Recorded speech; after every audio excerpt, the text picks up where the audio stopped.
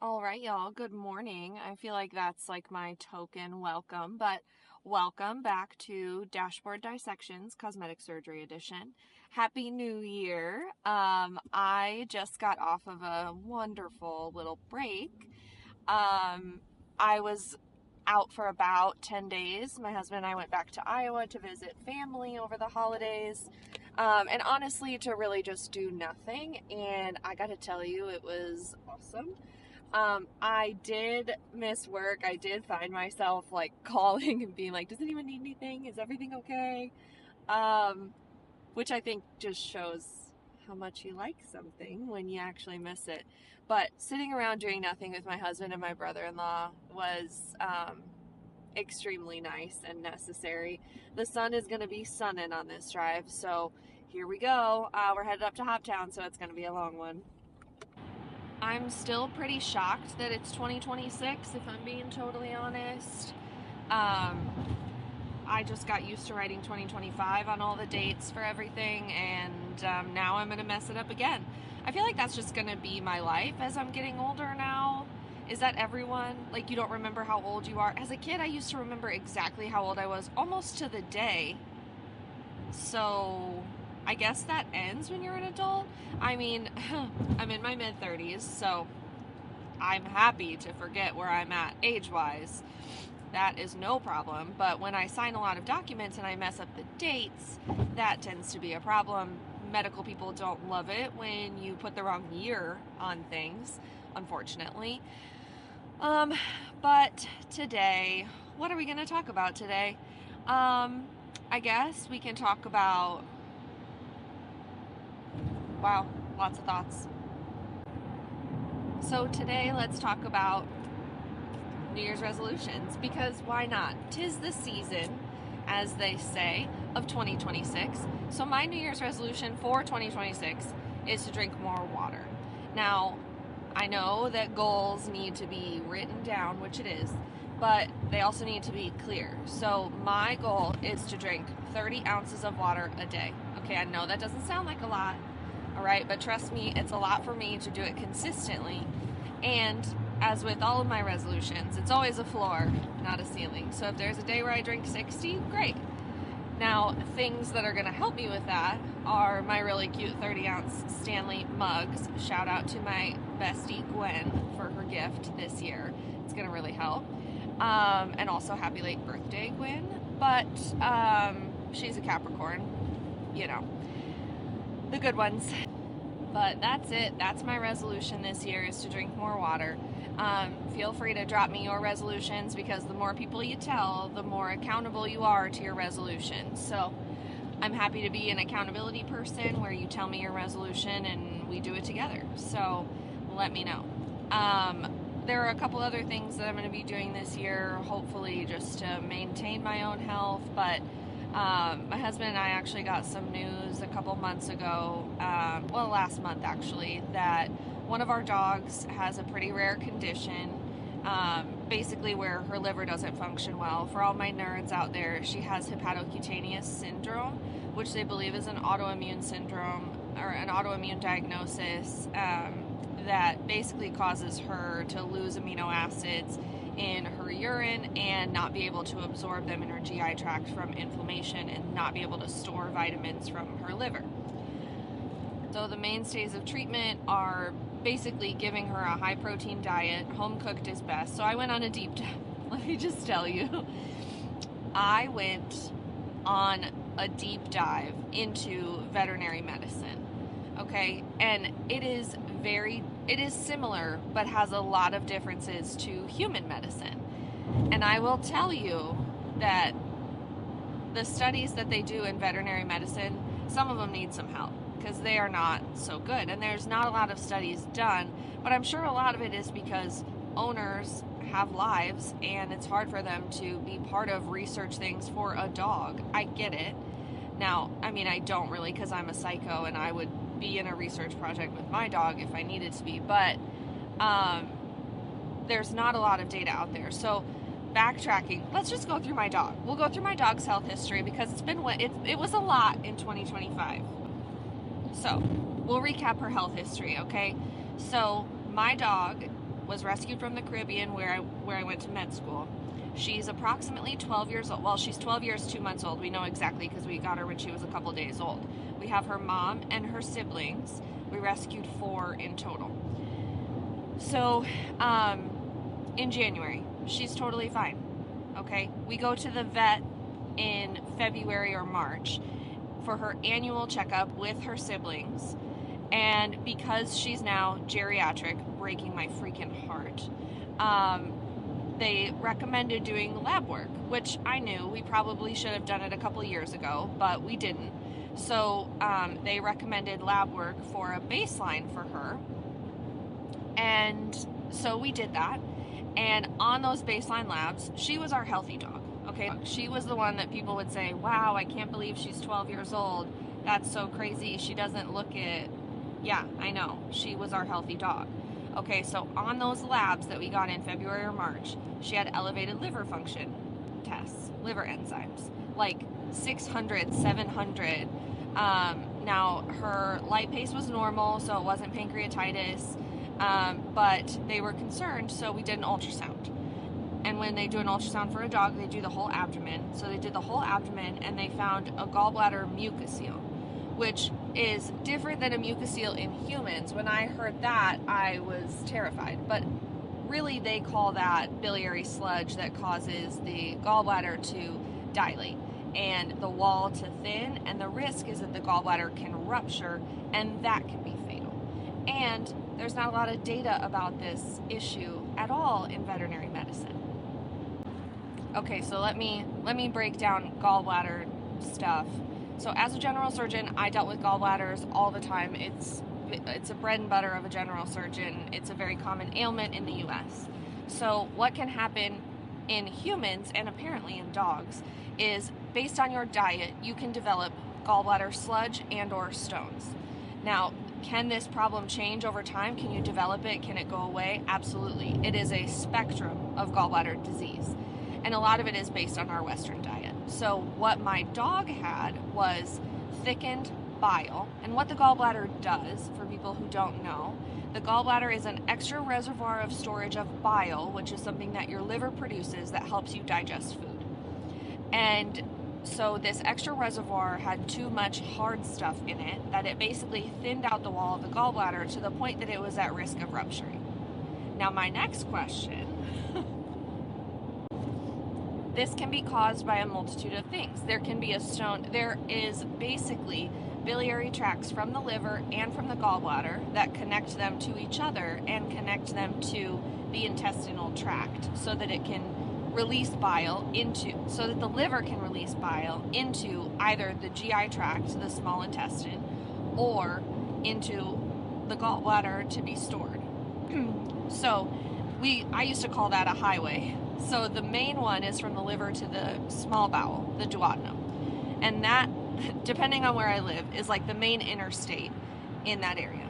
And then you have kind of an offshoot interstate, an exit, if you will. In Texas, it was always a frontage road, you know what I'm saying? So it's an exit, an offshoot to the gallbladder. There can be a stone in any of that can lodge in there and cause things to dilate and not function well because it restricts flow.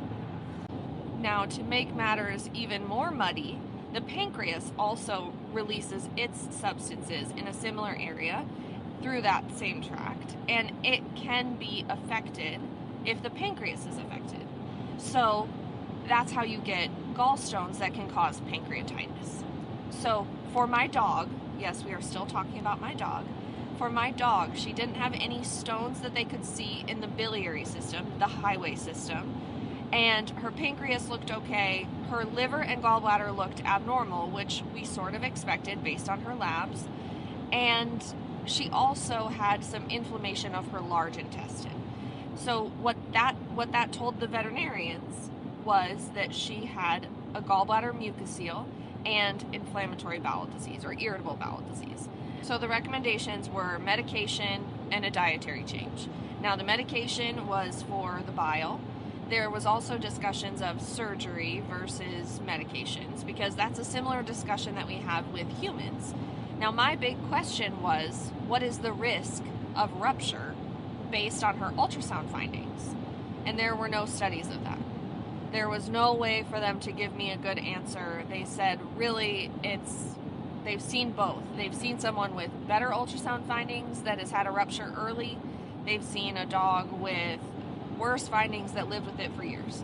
So they really couldn't give me a good answer on that. They said it's really a flip of a coin. A lot of it is depending on how you want to take care of your dog. If you work from home and you're there all the time with your dog, that if something happens you would know right away, some people would avoid surgery. But that's not the case for me. As we all know, I'm never home. So then came time to talk to the surgeons, and talking to them, they sort of understand the lifestyle that I live, and they were able to answer a lot of questions. Now, I don't mean to downplay this. Surgery has a ton of risk every single time you do it. My dog is 12. She was 11 at that point, 11 and a half years old at that point. But again, she was healthy. She was only going to get more unhealthy, and I would lose it. I would absolutely lose it if I came home to my dog being dead with something that I could have fixed. So based on her health, based on our lifestyle, based on the way we could get her recovered from this pretty well, we decided to go forward with surgery. So she underwent an open, they don't do laparoscopic in pets, which I get. She's kind of small anyway. They did an open gallbladder removal for her. And during the surgery, they noticed that her liver looked abnormal. So they took a biopsy of her liver. The findings were pretty inconclusive, just overall inflammation with some scarring. Nothing crazy, nothing specific. And ultimately, the surgeons, the vet, and I thought that it was just reactive from her mucocele and that it would get better. So she recovers from surgery. Actually, I was a little bit nervous because she didn't pee for like 24 hours after surgery, and I was freaking out. But then she finally did, thank goodness, and she was fine. She recovered well, no issues, thank goodness. So fast track, she starts eating better. She seems to be better. Okay, so we go through that for a few months. And then comes to be about September. The weather is changing. My husband's allergies are going crazy. Mine are going crazy. And Callie starts to develop a little skin rash. So she's had a skin rash before. Her mom had just had a skin rash. They have really bad allergies. So when the seasons change, they usually deal with some form of their paws are really itchy. Sometimes they get little hot spots, and usually we treat it with, anti-itch medication. Usually it's Apoquil. I usually give them Zyrtec or Claritin based on their weight, and sometimes even Benadryl if it gets to be really bad. Callie and Suki are the ones that have the worst allergies, I would say, and so this wasn't an abnormal occurrence, but it was a little bit worse than usual, so we took her to the vet. Suki was dealing with the same thing. We took them both. They did the same medications, and Suki got a lot better. She was totally fine. Callie didn't really get better, so we brought her back to the vet. They weren't really sure. They did a lot more testing, and they still weren't really sure what was going on with her. We had done a round of antibiotics. We had been doing topical washes and treatments, and nothing was working. So all those tests come back kind of inconclusive. Her rash had started to look a little like a yeast infection to me, so we added an antifungal to her course of antibiotics, and our family vet recommended going to a dermatologist, which I didn't even know that vet dermatology was a thing. But that being said, I've also spoken to a feline orthopedic surgeon before, another story for another time. So they really are expanding all of the veterinary medicine practices, and it's honestly really cool. So anyways, we go to the veterinary dermatologist with all of the findings, with all the studies, and the veterinary dermatologist thinks that she knows what it is because the lesions are pretty classic. She was right on the money. She thought it was hepatocutaneous syndrome, and because of the treatment, which I'll get into in a minute, they usually recommend confirming the diagnosis. So as part of the treatment, we had to confirm the diagnosis, so they recommended doing an ultrasound and skin biopsies. So we took her back the next day to do those things, and then the next week we got the confirmatory diagnosis. The ultrasound of her liver was pretty classic. They did say that it looked different, and I got to see the new ultrasound, but I didn't see the old one. The pictures wouldn't load for whatever reason. Honestly, I'm probably like their most annoying patient in the world. They're all very nice to me, and I really, really appreciate it, but I'm sure that I'm wildly annoying. So I looked through the ultrasound and her biopsies. She ultimately had a super resistant bacterial infection superimposed on her skin rash. So she's on linezolid now, and she's still on all of her liver meds. And now the treatment is going to be amino acid infusions. So just yesterday we met with the veterinary internal medicine doctor who specializes in gastroenterology, and basically talked through the treatment. So the treatment is threefold. One is her nutrition, and she was showing me studies that I had found already, because again, I'm a psycho. And basically it comes down to, we need to home cook her food, and she needs to be on a high protein diet with supplementation of essential amino acids and some non-essential amino acids as well because of her disorder. And she needs to get infusions with amino acids additionally to bypass the liver completely, because amino acids are the building blocks of proteins and basically everything in the body. And so we're basically replacing them as she's losing them.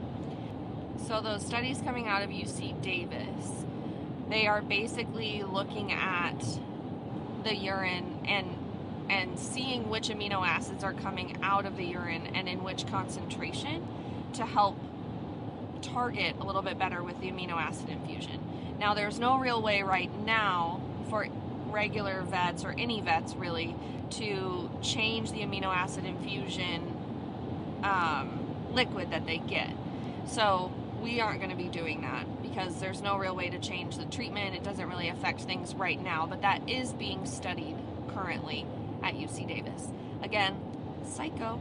I was literally, when I started looking into nutrition and how to appropriately feed our dogs and make sure that they're getting everything that they need, I was deep in some Eastern veterinary medicine, let me tell you.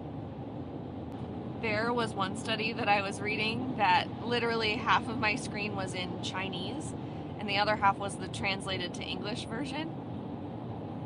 It was wild, y'all. But I found a lot. I also had a great resource here in Nashville who she was a vet nutritionist for many years, and now she actually does training for dogs. And she's been absolutely amazing and really helped me kind of get through a lot of this, because there's so much out there and not a lot of it is based in actual science. And it's really, really, really hard to find one good resource to really get a lot of things from. So Paige at Ocala Training was absolutely amazing. She recommended the Forever Dog book, which I highly recommend myself. It's been super helpful. So my husband keeps joking that I'm going to turn into a hippie and start dreading my hair. He's even gone so far as to tell me that dreads are not his thing. So I'm not allowed to do that, actually. Which I don't plan on. I work hard for this hair and I love it. So she's not going to be dreading her hair. But we are going on a little journey for our pets. And obviously I'm not going to home cook food for one dog and not give it to the rest, especially with all the data I found out about things that happen with highly processed food, especially dog food. I know it's super convenient, but it really is kind of slowly killing your pets from what I've found. And it's terrifying, the data. It's absolutely terrifying. And also, there's so much misinformation about what is safe for dogs and what is not safe. And that blew my mind. There's only like 5 things they can't eat. It's crazy. The things that they can't have are chocolate, obviously, onions, and macadamia nuts, which was super random. Ooh, I'm missing a couple. Grapes and anything in the grape family, raisins, blah, blah, blah. But, you know, things that shocked me that weren't bad for dogs, garlic. I always thought garlic was terrible for them. I wouldn't even give them food from the table that had garlic salt on it. Salt in moderation is good for them, but they cannot tolerate a high salt diet. So everything that I use for them, butter and everything, has to be unsalted. And that also helps with their blood pressure. But they can literally eat almost anything. Like I said, the list that I said before, not all inclusive, but there was only like 5 things in the book that they cannot have. Now, everything, of course, is in moderation, and everything is also based on their weight. Like, even a small dog, like a 10-pound dog, can have half a clove of garlic a day. I thought that was like toxic as toxic gets. It's just crazy. So we've started, and also I learned, I've always been someone who didn't think that organic anything was necessary, but a lot of the research I did, especially for our dogs, but also for humans, the microbiome of your GI tract is most closely related to soil that isn't covered in pesticides and all that crap. So organic farming and actually a little bit of soil and that microbiome on your food actually helps promote a more diverse microbiome. And as we're learning, the GI tract and the microbiome has to do with every other aspect of your body. So she's an organic girly now that injects toxin into people's faces. It's all about moderation, folks. It's all about moderation, right? So I've basically given permission to my husband, who has been begging me to build a greenhouse for years. I've given him permission to build a greenhouse. We're saving seeds. Oh my gosh, another thing that shocked me. Okay, so our mom dog is dealing with really bad arthritis.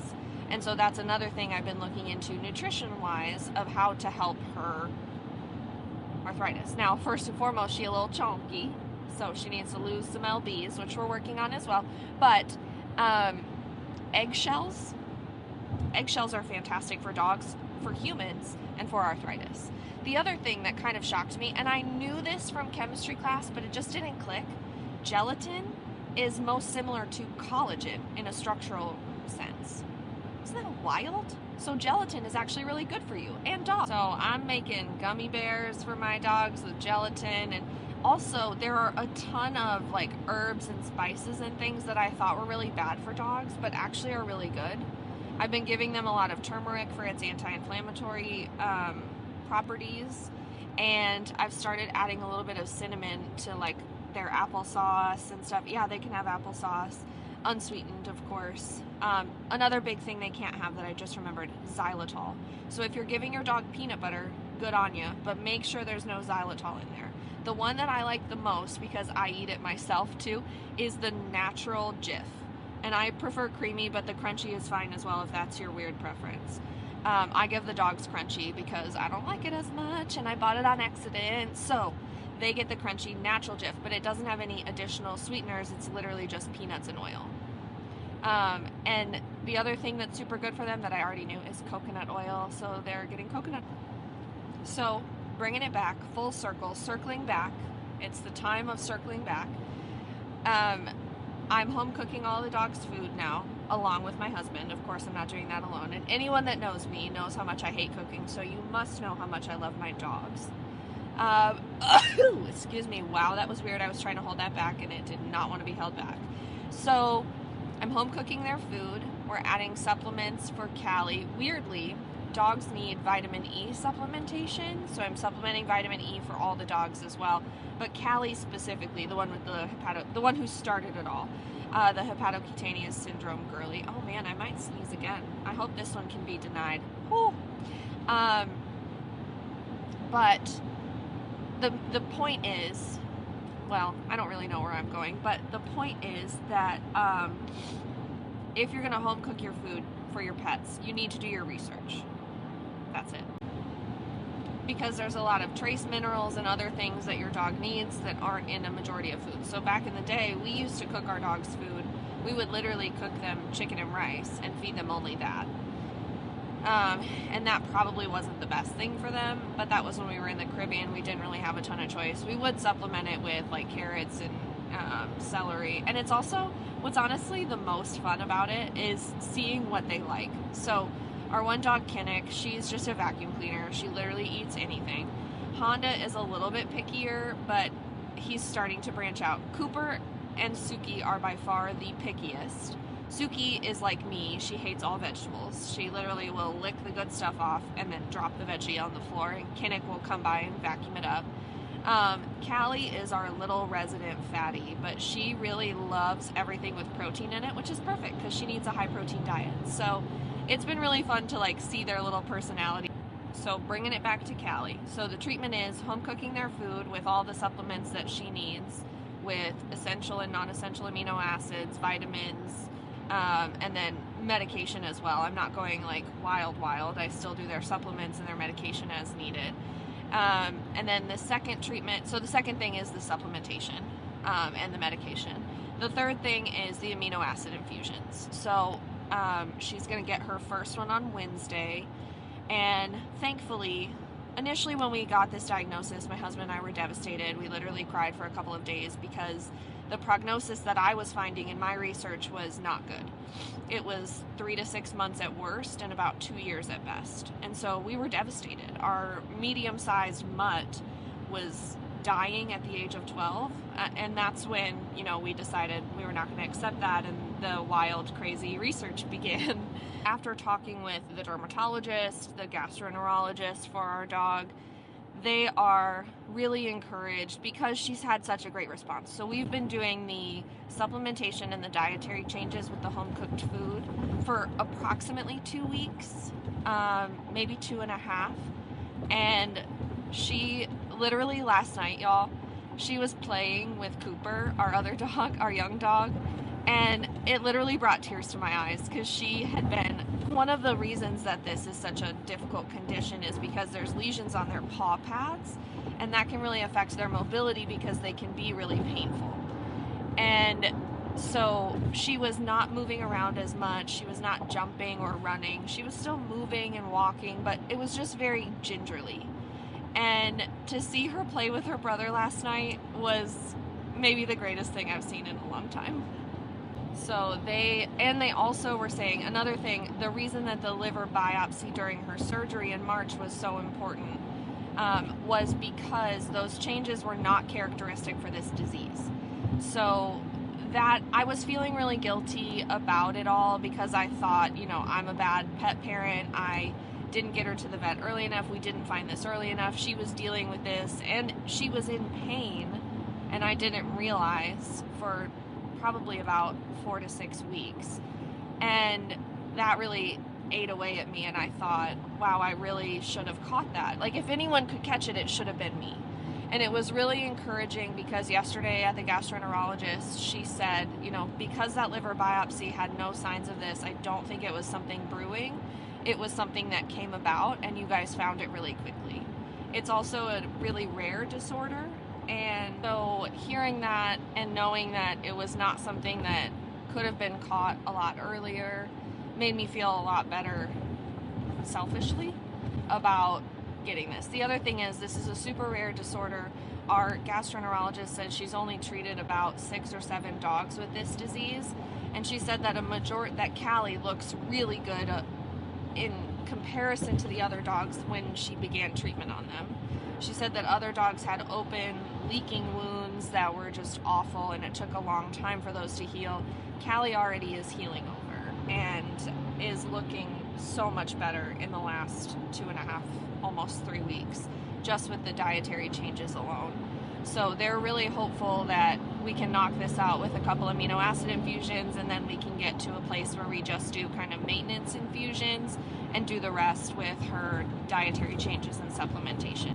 So the doctor term for what we're feeling right now is cautiously optimistic that she's going to respond as well to the amino acid infusions as she has to the dietary changes and supplementation.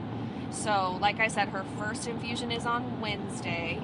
I'm recording this on Monday, and y'all will hear it on Friday, so it will have already happened. So feel free to check in on how her infusion went. I'm very anxious to see how she does, and I'm really hopeful that this is going to take care of the problem.